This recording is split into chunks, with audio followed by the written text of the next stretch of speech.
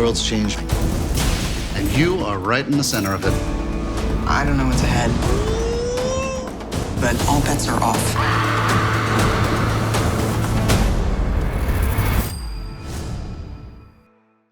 Derek Brunson absolutely brings the hype train of Edmen Shahbazyan to a screeching halt. I think winning in third round TKO, but really you could have called it at the end of the second. We'll talk about that stoppage in just a second, BC. But please, sir, go first. What is the right answer? Was Shahbazyan overrated or was Derek Brunson overlooked? I'm going to go with Derek Brunson overlooked. The more you hear his story, and by the way, shout out to the Wesley Snipes Demolition Man meets Cisco the Thong Song haircut there for old DB. But look, at 36, it was easy to write him off. We'd seen Derek Brunson lose to the very elite that this sport had to offer. I hadn't personally, though, Luke, been following his story of joining Sanford MMA, being down there with Henry Hooft, getting that personal attention, and finding a coach who believed in him late in his career. They said it on the broadcast. Henry Hooft looked at him and said, "You are not a gatekeeper. You can be someone. You can be a contender again." And 3-0, the proof is in the pudding, as Floyd Mayweather would say. But you saw a complete performance out there, Luke. And I do have to tip my hat, pour one out for my Armenian homies, including yourself and Edmen Shahbazyan. A extreme lack of head movement, if you will.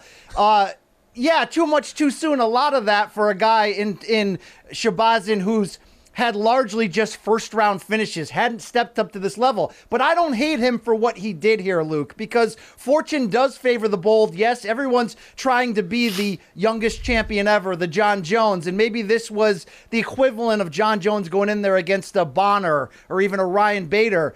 John Jones was extra next level special. He was able to pass that test. I don't think it's train off the tracks for Shahbazyan that he wasn't, right? We saw some bad things. He ran out of gas. We also saw some good things in there. I think the story of this fight was that we cannot write off Derek Brunson as just a gatekeeper. He mixed the wrestling with the smart striking with the gas tank. And Luke, at the end of the day for Derek Brunson, I think it was that gas tank that allowed him to absorb those heavy blows and keep on coming. Yeah, it was a total veteran performance. I mean, we have seen now Shahbazyan go past the first round in his UFC career twice. And both of those times he kind of gassed. He gassed in the third round against Darren Stewart. And he didn't super gas here, but he did not have, I would call, serviceable cardio for the task at hand. Now, you could have written off the Darren Stewart one because I think that was his UFC debut, not counting Contender Series. So it was actual UFC debut. And he wrestled a lot in that fight, if you recall, because he didn't really want to go toe-to-toe with the dentist. So, okay, first time out in UFC, you wrestled a lot. Maybe your cardio's not going to be the best. And granted, it's not like he's had a ton of time in the cage since then. His other fights all add up to still less than a round. So you could sort of understand that they just didn't have enough experience. I think you're right. This will be a really big wake-up call for him. He's just 21 years old. But to answer the question here, this to me was certainly Derek Brunson being overlooked. I will raise my hand and say, I overlooked Derek Brunson. I got it wrong. I kind of thought Shahbazyan was going to go in there and do what he'd been doing. And I'm not one of these guys who typically believes in these dudes who come out and say, I've got 11 fights, 10 first-round finishes. You see them come up from the regional cards, and you're like, okay, you're obviously talented, and you obviously hit hard. You just haven't fought the right guys. And then he fought Brad Tavares, and I thought, okay, well, if you get rid of Brad Tavares faster than Adesanya, you must be doing something right. But the reality is, as good as that performance was, and it was a legitimate win, no doubt about it, you just have to see all the different looks a division and contenders can give you, because that's when you figure out somebody's weakness. And the rule in the UFC is it does not matter how good you are. Somebody's eventually going to put it on you, and how do you respond when you do? He responded like a rookie. That's okay. That's going to happen. He kind of is a rookie, BC. Let me just make this point real quickly. So to answer the question was, to your point, Brunson totally overlooked. No doubt about it. I am guilty of that 1,000%. We also have to dial back a little bit on some of the expectations of Shahbazyan. When he's in control and coming forward and he's got a good rhythm going, he's hard to beat. But Brunson took all of those things away. He brought the volume down. He constantly interrupted him, made the takedowns really count. And by the way, did you notice how he was taking cross-side wrist and hitting it to same-side wrist, and he was doing all the Dagestani handcuff stuff and then passing to mount like Chimaev and then hitting the ground and pound? He was something of a reborn fighter in a way, And to the commentator's point, BC, part of the reason why we overlooked Brunson was because all of the errors that he had made, he moved away from. Now, this was a wake-up call, I think, on both ends. Yeah, look, we love to see when somebody that we know has great talent finally puts it together. And let's be honest, go back and watch the Derek Brunson fight with Robert Whittaker. He fought like an asshole, Luke. He came out guns blazing and just poured his skill set all over the canvas and tried to get an early knockout and got finished. This was such an opposite of that. There was such maturity and growth. And to the point about Shahbazyan, like, you just don't know what you don't know until you get in there and find it out, right? We used to have like a Mendoza line in the party days, Luke. Remember in the early 20s, right? Sit around, get high. There were some dudes, oh, you get high? Yeah, I get high. Okay. Yo, you think you can smoke? Well, step up to the full sink hit, right? We're going to fill the tub with water. Step up to that level. Luke, I've seen dudes take one hit and pass out in front of me on the floor. The deep end of the pool is exactly that. Some people have it. Some people need to build up to it. I don't crap on Shahbazyan for this. But is there a dark side of your heart, Luke? Well, let me answer that question, yes. But is there a dark side of your heart that takes a little bit of pleasure seeing Ronda Rousey get an L here? I'm going to put it to you honestly. Is there? No, well, okay. No. I mean, here's the thing. I just don't even care that if it was 207 and she was acting like totally unprofessional in the way that she was, then it would be a thing. But she's been gone for a while. Not everyone is designed to be living in the public eye. Pretty clearly, she's not built for that kind of thing. And as you mentioned, BC, Shahbazyan is Armenian, which means I'm going to be unfair in my praise of him and my expectations as well. So I don't like seeing Armenians take L's. But, listen, as I mentioned, Derek Brunson, very much your deserving winner. Veteran performance. And you know what's kind of funny, BC? Last thing on this, I went a bit through it. There was a couple times he started exchanging with Shahbazyan a little bit, and he got caught a few times. Yes. But he centered himself. He stopped. He regrouped. It was not just a veteran performance, BC, or one of his better ones. It was really smart. The only thing, BC, and here's my other question for you on this. This was one of those fights where you're like, wow, okay, we really did not give Derek Brunson his due. Guilty as charged. On the other hand, I don't know exactly what his next move is. No name popped out to me as like, ooh, we got to match him up with that guy next. Maybe someone did for you? I'd like to see him against Yoel Romero. Boy, you are certainly a sadist. Or maybe I'm underestimating him again. I don't know. Nothing really occurred to me as like a super awesome, exciting matchup, but that's not the worst one. All right. Luke, can we comment quickly on two things? One, you must have missed me because I think we need a BC counter for Luke now, how many times you've said my name. But two, can we at least talk about the haircut? I mean, it looks pretty good. It's a little bit too high and tight for my taste, but did the wife get down on that? Yeah, it was choppy. The wife did it. She did it yesterday, but you know what? She's getting better at it, and these are free 99, BC, and with my spending habits, a so free wide 99 gap from is always a good thing. $100.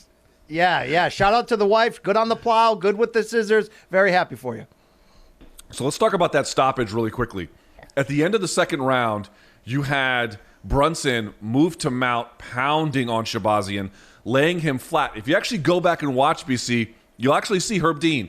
He's not very demonstrative with it, but he does do this. He does wave it off a little bit. Now, he doesn't do it like a normal one, but he kind of moved his hand, which I've never seen referees do between rounds, and then he lets Shahbazyan get up and walk over. Third round starts, and he literally offers nothing. He doesn't punch back. He doesn't defend a takedown.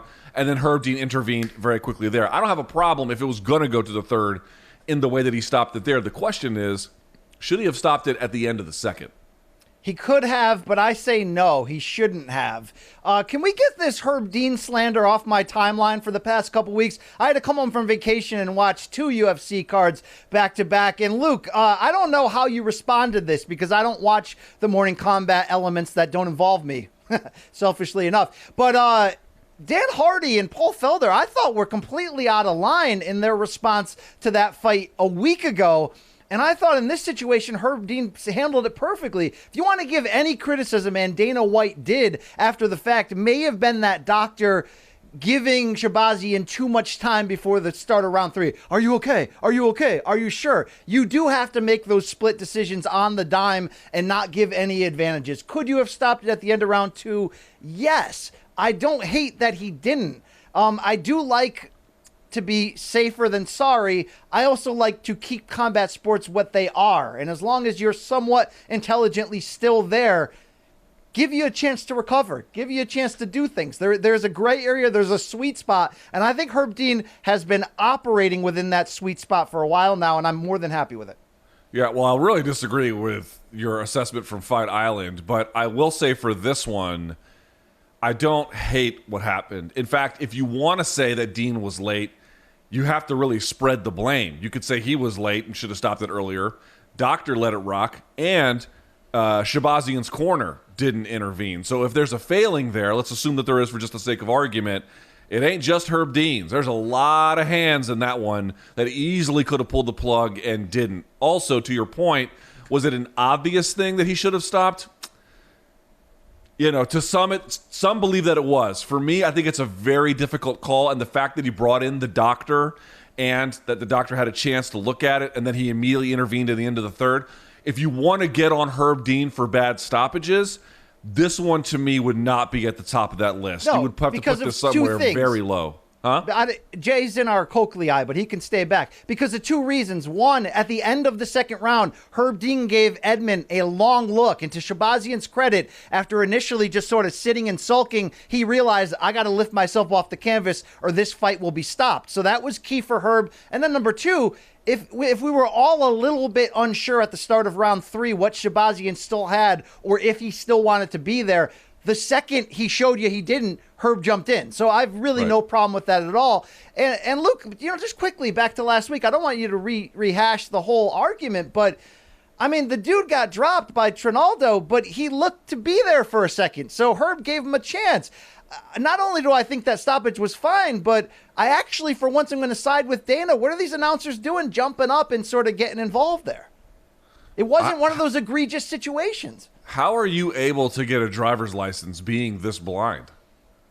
Oh, well, yeah. I mean, really, Luke? Did you see his look when he got dropped? I know it was a little bit of a messy, delayed knockdown, but you know, he looked like he was still in there and had a chance. He also may have been winning the fight at that point. Well, here's the last thing I'll say in this, because Jay is going to have a conniption fit if we don't move along. It's that if you're defending Dean for last Saturday, this one, the Shahbazyan and Brunson fight, I think you can find legitimate room to do that. But the reasons for why you would do that don't allow you to defend from Fight Island other than being inconsistent and being some kind of Herb Dean fan, which you should just admit, because the steps that he took in this one were much more concerted, much more aggressive. He had a shorter window in which to make a decision, and he leaned on some degree of caution there. With this one, standing over him, I don't know what Dean did or didn't see. There's some video and photos where it looks like Herbert's eyes on all there, but it's hard to know exactly, which is why I think we have to temper some of that criticism. But once the first punch goes through, utterly unobstructed, he doesn't scramble, he doesn't move, he doesn't get up. You have to intervene. Trinaldo landed 3 more after the first one. There just wasn't enough urgency on that. Whether Dan Hardy should be screaming or not is sort of a weird situation to debate, but that's an example of a decent stoppage. I don't think that it is. And I'm not here to go against Dan Hardy. His girlfriend's real hot, so shout out to him on there. Thank you. I think she's a fighter too, right? Yeah, Veronica Maicito, yes.